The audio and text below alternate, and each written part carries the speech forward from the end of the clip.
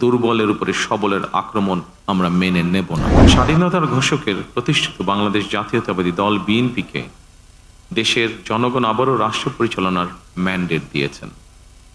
জনগণ বিএনপির প্রতি যে বিশ্বাস এবং ভালোবাসা দেখিয়েছেন, এবার জনগণের জীবন মান উন্নয়নের জন্য নিরলস কাজের মাধ্যমে জনগণের এই বিশ্বাস এবং ভালোবাসার প্রতিদান দিতে আমাদেরকে ঐক্যবদ্ধভাবে কাজ করতে হবে।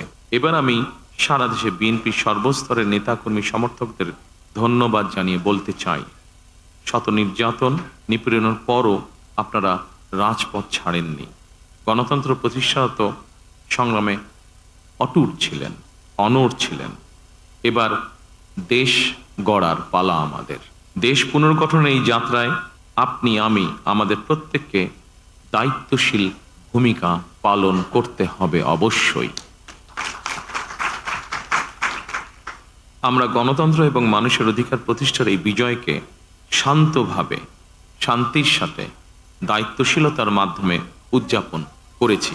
নির্বাচনোত্তর বাংলাদেশে যাতে কোথাও কোনো অপ্রীতিকর ঘটনা না ঘটে, এই জন্য শত উস্কানির মুখেও আমি সারা বাংলাদেশে বিএনপির সর্বস্তরের নেতাকর্মীদের শান্ত এবং সতর্ক থাকার আহ্বান জানাচ্ছি।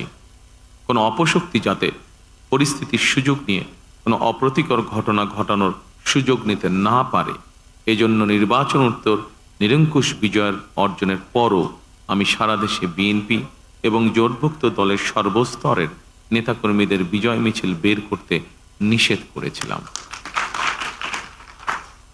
আমরা আল্লাহর দরবারে শুকরিয়া আদায়ের মাধ্যমে বিজয় উৎসব পালন করেছি।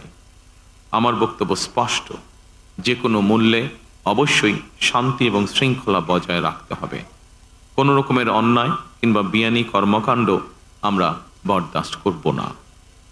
দলমত, ধর্ম, বর্ণ কিংবা ভিন্নমত যাই থাকুক, কোনো অজুহাতে অবশ্যই দুর্বলের উপরে সবলের আক্রমণ আমরা মেনে নেব না। ন্যায়পরায়ণতা হবে আদর্শ।